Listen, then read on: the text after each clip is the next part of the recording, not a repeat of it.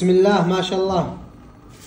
عندي هنا سمك كنعد او نسميه باليمن ديرك، وعندي هنا الفلفل الحلو اللي هو البسباس العدني. بسوي معاكم قلم صالونة او صالونة سمك. اهم شيء هذا الفلفل ينطبخ. عندي هنا الماء على النار.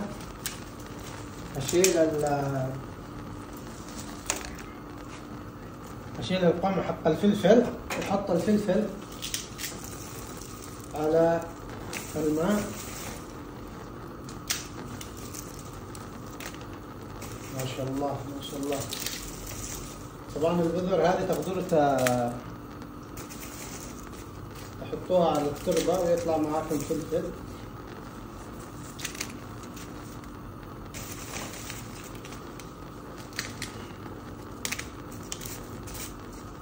ما شاء الله ما شاء الله. الخطوة الثانية هنا نغسل السمك. ما شاء الله. نغسل السمك وننشفه مضبوط. طبعا السمك طازج.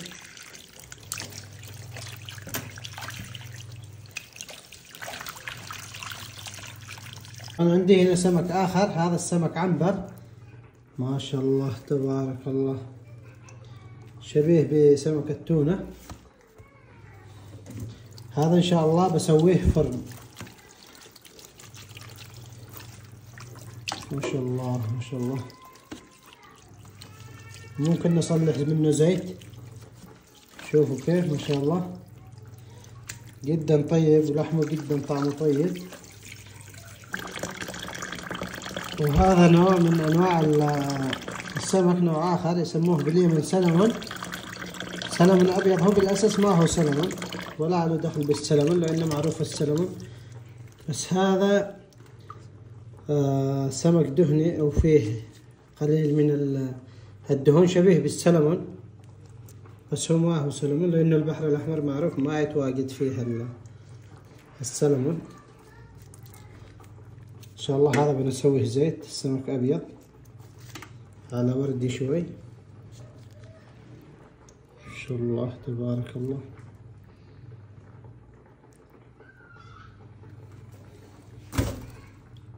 هنا ما شاء الله البسباس العدني او الفلفل الحلو صار جاهز. عملية السلق علشان قشر الفلفل هذا يلين، لما نضربه بالخلاط يرجع مثل معجون الطماطم. طبعا اللي ما عنده هذا ممكن يستخدم البابريكا الحلوة اللي هي مقروشة، يحط لها شوية ماء دافئة ويضربها بالخلاط، او معجون الطماطم، بس معجون الطماطم ما راح يعطي نفس النكهة ونفس النتيجة، فهذا دائما نستخدمه بالصالونة او كبسة السمك او السمك اللي بنحطه بالفرن. نسكر النار وخله يبرد شوي، وبعد كذا بضربه بالخلاط ان شاء الله. هنا عندنا الروبيان ما شاء الله، نقشره بهذا الشكل. نشيل القشرة اللي تحت علشان بعد كذا نفكه من الظهر علشان نطلع الدواخل. هذا الخيط هذا يعني جهازه الهضمي بالكامل. خلاص كذا يصبح الجمبري جاهز لطيف، بس نغسله ونتبله ونطبخه بالطريقة المناسبة. يا ما شاء الله يا ما شاء الله. هنا الجمبري، وهنا سمك العنبر، كذلك سمك السلمون الأبيض. اليوم بتقع الطبخة إن شاء الله طيبة. ما شاء الله ما شاء الله. شوفوا السمك هذا كيف، ما شاء الله تبارك الله. وعندنا هنا البسباس العدني أو الفلفل الحلو. طبعا هذا نسلقه بالماء علشان يصبح لين، وبعد كذا نضربه بالخلاط ويصبح مثل معجون الطماطم، ونتبل فيه السمك وكذلك صالونة السمك. اليوم بيقع شغل إن شاء الله، شغل الشتاء ما دام الدنيا برد، هذا اللي يدفي الجسم. ما شاء الله. والفراولة، هذه الفراولة شريتها من الشارع هذه الأيام موسم. شوفوا ما أحلاها. طبعا رخيصة، الكيلو ما يتعدى 15 ريال باليمن. بسم الله.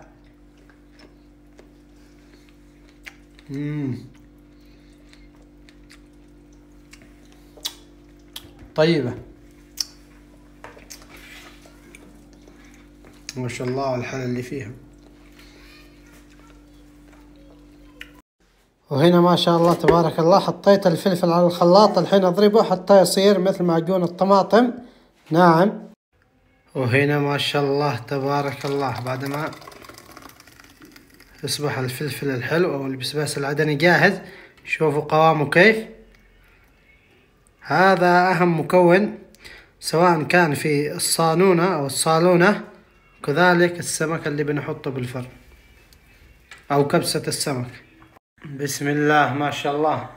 الحين عندي هنا السمك وعندي هنا الفلفل الحلو.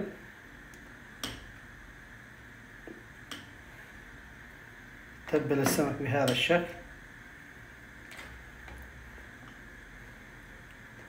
بعد ما احط الفلفل ادهنه بالكامل.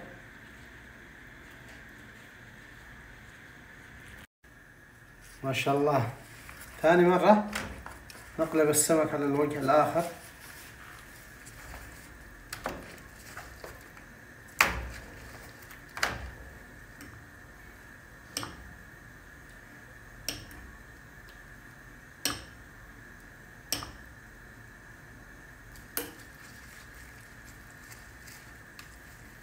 طبعا بنضيف الملح والبهارات كذلك. أهم شيء تسووا الفلفل هذا وتسووه مساق كذا للسمك علشان تتشرب الخلطة.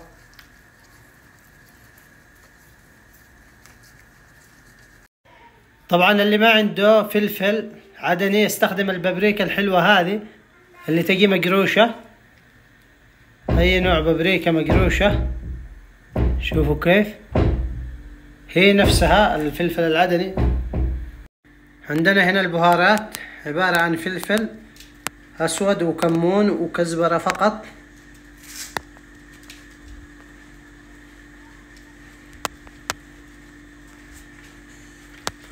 نفس الشيء نتبل السمك من الجهتين. وآخر شيء بنضيف الملح.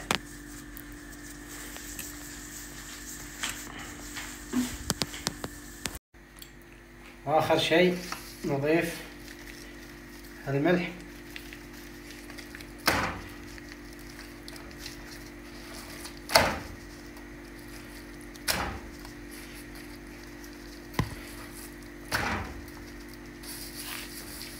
خلاص الحين نخليها كذا شوي ونرجع بعدين نشتغل عليها ان شاء الله. طبعا عندي هنا سمك كنعد نسميه باليمن ديرك. هذا بسويه صالونة سمك، شيء لذيذ. نتبله نفس الشيء بالبسبس العدني والبهارات ونتركه على جنب. بعد كذا نقليه نص قلية. بعد كذا نطبخه ان شاء الله مع صلصة الفلفل العدني او معجون الفلفل. نضيف له البهارات والملح ونخليه يتبل كذا. وعندي هنا الجمبري بتبله بقليه قلي. هذا عندي هنا فلفل اسود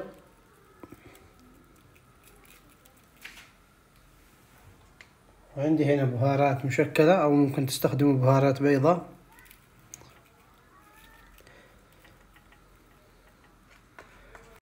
وكذلك بضيف بيضة، القليل من البابريكا الحلوة.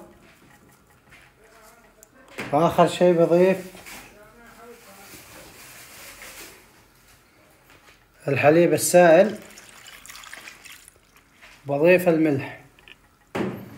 هذه تتبيلة الجمبري. اتبله واتركه ربع ساعة قبل اضيفه على البقسماط. وبعد كذا بضيفه على الزيت. بسم الله ما شاء الله. بعدما هنا ما سخن الزيت انزل السمك بالراحة وبالهدوء. طبعا هذا اللي بنسويه صالون ان شاء الله.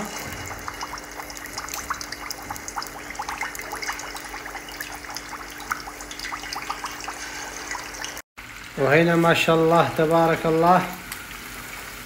يا سلام يا سلام، سمكة الحلوات صارت جاهزة. ارفعها على جنب. ما شاء الله.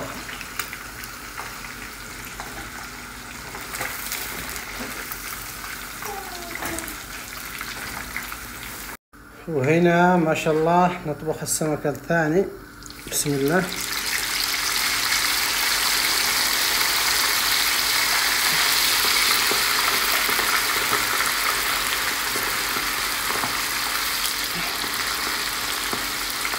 طبعا السمك هذا بنسويه كبسة ان شاء الله او صيادية سمك. ما شاء الله، شوف السمك كيف اللي صار مقلي جاهز. طبعا السمك هذا اللي بدخله الفرن اضفت له زيت الزيتون.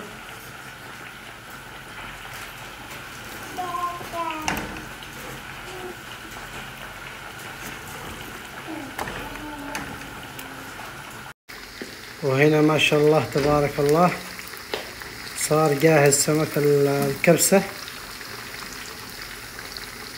ما شاء الله تبارك الله.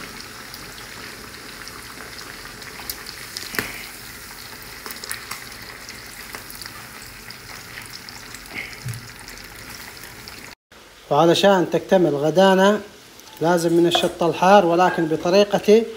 هنا عندي الطماطم والفلفل والنعناع والكزبرة، وضيف نص حبة زبادي، وضيف هنا ربع كوب من الطحينة السائلة. وهنا أضفت في الصلي من الثوم، أضفت الزبادي والكزبرة، وضيف الملح، وضيف الحين الطحينة السائلة.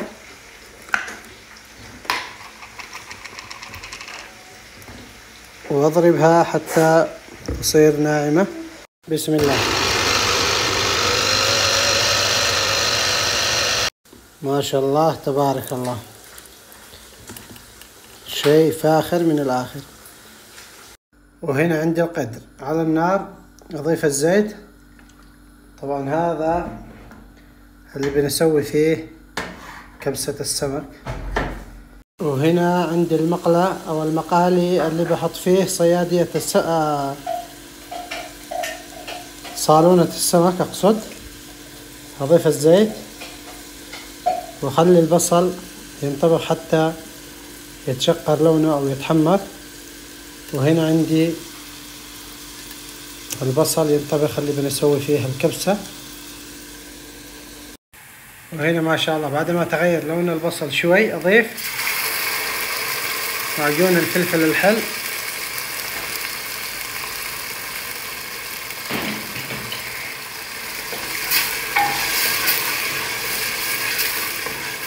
ما شاء الله. أضيف القليل من الماء المغلية.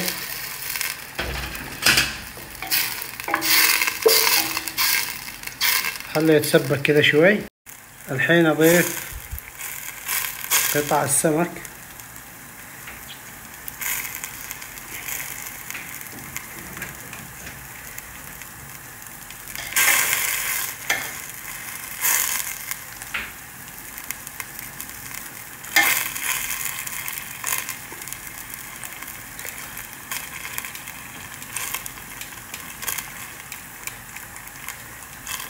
اتركه يتسبك كذا 5 دقائق أو 10 دقائق. وهنا عندي خليط من الكزبرة والنعناع والشبث، أضيفه بهذا الشكل. وأضيف الملح. بسم الله. أضيف الملح حسب الحاجة.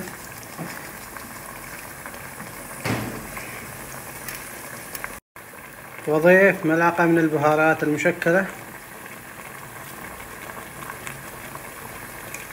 هدت النار على الأخير واتركها تتسبك شوي. وهنا بعد ما تغير لون البصل أضيف معجون الفلفل الحل.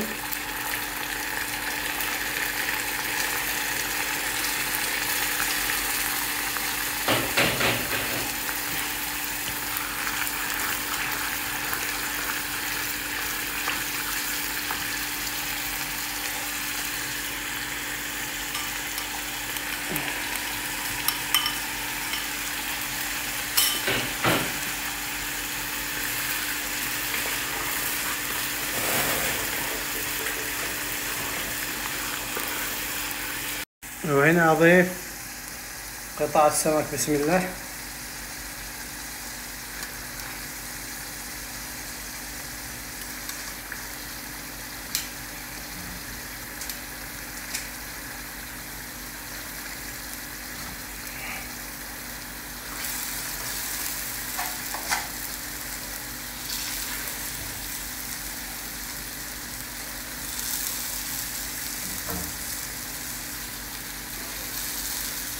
ما شاء الله ما شاء الله.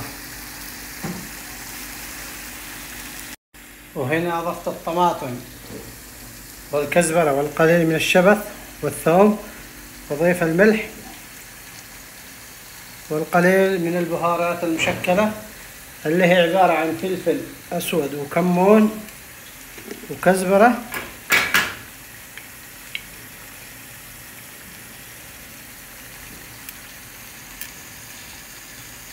اتركها تتسبك كذا الحين حق 10 دقائق ربع ساعة ان شاء الله، مع التقليب بالهدوء. ما شاء الله تبارك الله. يا سلام يا سلام.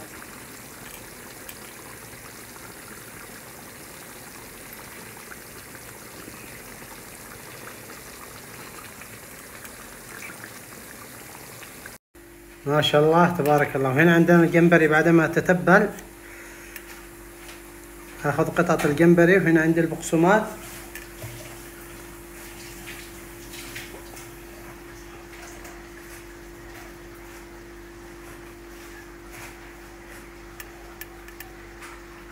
بهذا الشكل يكون جاهز. اتركه على جنب. بتبل الكمية بالكامل بنفس الطريقة.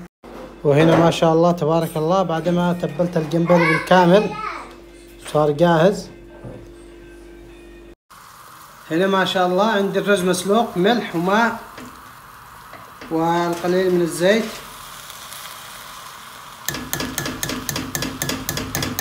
نضيفه بهذا الشكل.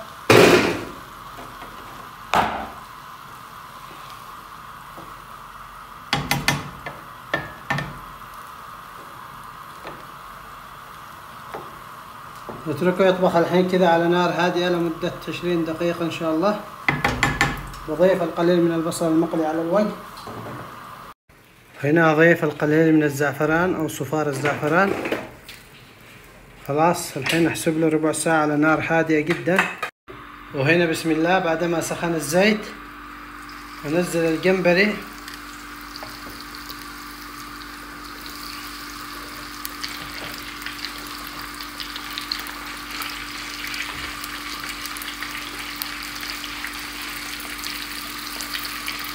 ما نكثر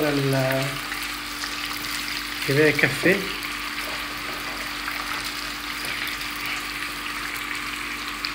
ما شاء الله تبارك الله.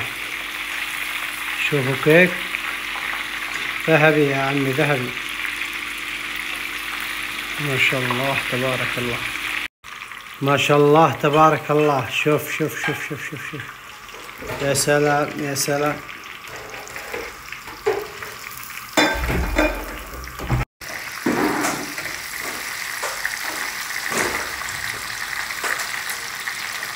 ما شاء الله تبارك الله.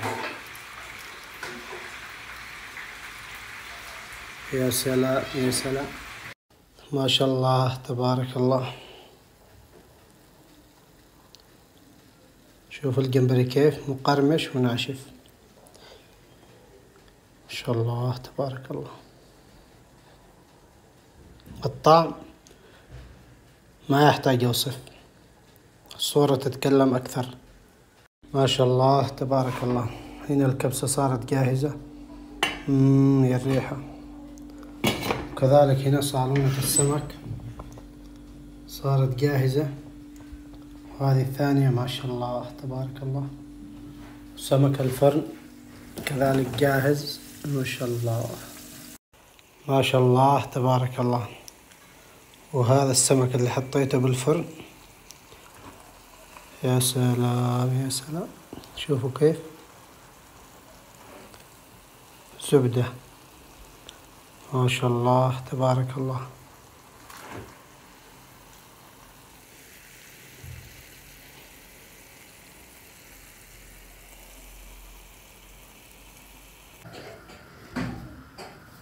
يا سلام يا سلام، ما شاء الله